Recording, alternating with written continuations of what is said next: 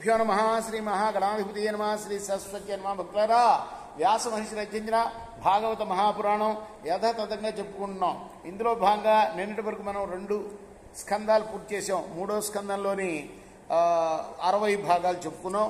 ఈ రోజున 61 భాగం చెప్పుకుందాం. చెప్పుకునే ముందు వ్యాసుడు వారిని ప్రార్థన చేసుకుందాం. వ్యాసాయ విష్ణురూపాయ వ్యాసరూపాయ విష్ణవే నమో వై బ్రహ్మనిదయే వశిష్ఠాయ నమో నమః. సమర్థ సద్గురు సాయినాథ్ మహారాజ్ కీ జై.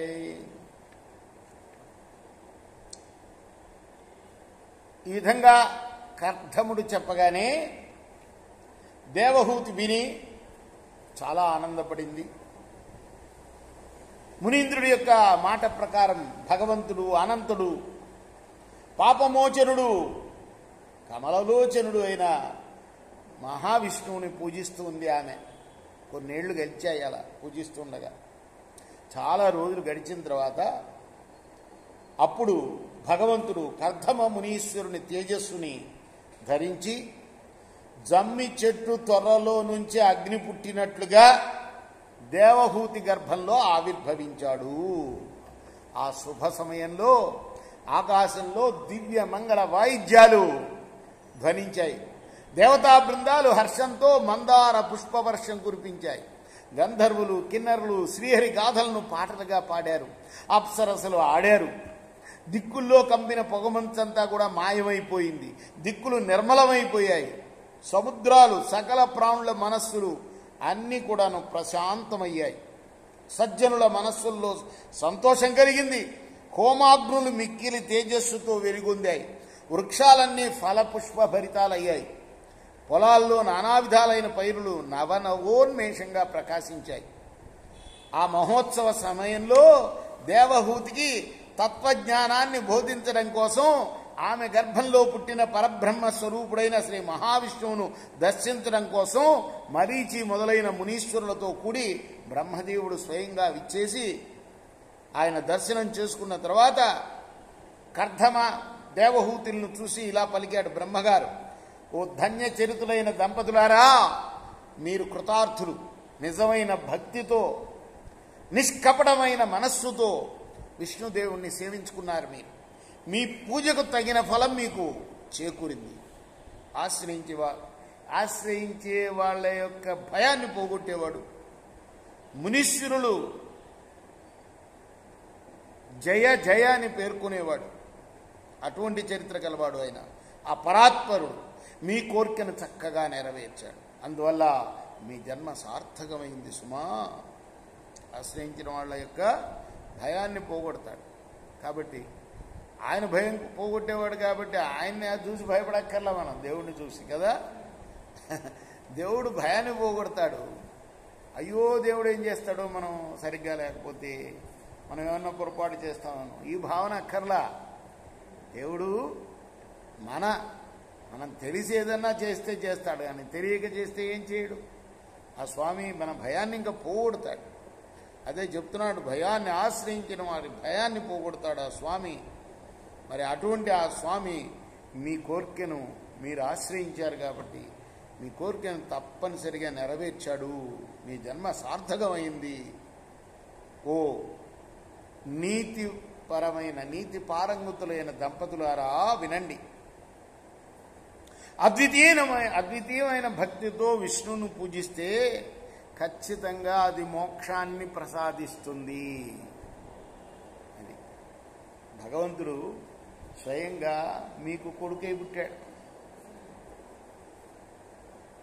అగణ్యమైన మీ పుణ్యాన్ని ఏమని పొగడాలి నేను అని స్వయంగా బ్రహ్మదేవుడే చెప్తున్నాడు. ఈయనెవరు? కర్ధమ ప్రజాపతి. కర్ధముడు బ్రాహ్మణుడు, దేవహూతి రాజకన్యనిచ్చి చేశాడు ఈ ముసలాయనకి. అప్పటికే 1000 ఏళ్ల తపస్సులో ఉన్నాడు ఆయన, మహానుభావుడు. అయినా కూడా మనువు అంటారు ఆయన ఏమంటారు, మనుస్మృతి రాసినవాడు. మనం పాటించే ఆచారాలన్నీ కూడా మనుస్మృతిలోవే. ఆ మహానుభావుడు తన కూతుర్నిచ్చి చేశాడు.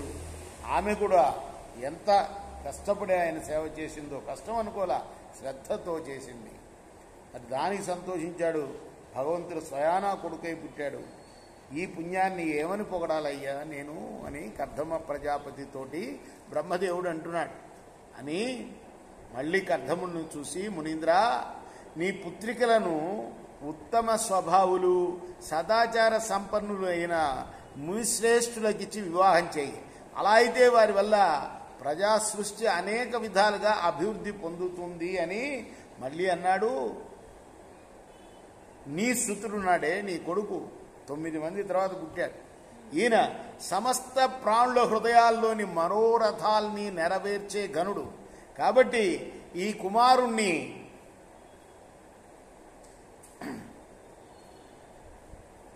పుండరీకాక్షుడుగా భావించవయ్యా నువ్వు. దేవహూతి అని ఆవిడతోటి కూడా చెప్తున్నాడు బ్రహ్మదేవుడు. మానవీయాలైన జ్ఞాన విజ్ఞాన యోగాలనే ఉపాయాలచే కర్మజీవుల్ని ఉద్ధరించడం కోసం కమలాక్షుడు నీ కడుపున జన్మించాడమ్మా. బంగారు రంగు కలిగిన జటా జూటం గలవాడు, వికసించిన కమలాల వంటి కళ్ళు కలవాడు, పద్మం హలం వజ్రం అంకుశం ఈ రేఖలు గల అరికాళ్లతో విరాజిల్లేవాడు, సత్వగుణ సంపన్నుడు అయిన నీ గర్భాన జన్మించిన ఈ మహాత్ముడు ఆత్మస్వరూపాన్ని తెలవటం, దాని యందు నిష్ఠను కలిగి ఉండటం అనే యోగం ద్వారా జిజ్ఞాసుల యొక్క వాసనలను నశింపజేస్తాడు. అంటే పుట్టిన దానికి ప్రయోజనం కూడా చెప్తున్నాడు బ్రహ్మగారు. ఎందుకు పుట్టాడు నీ కడుపున అంటే, ఇదిగో ఈ పని చేయడానికి పుట్టాడు. ఏ పని?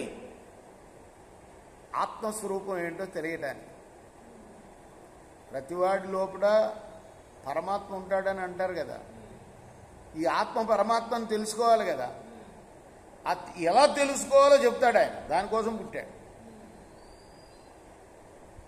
అది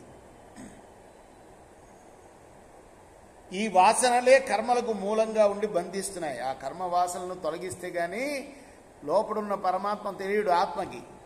కాబట్టి ఆ వాసనలే కర్మలకు మూలంగా బంధిస్తున్నాయి.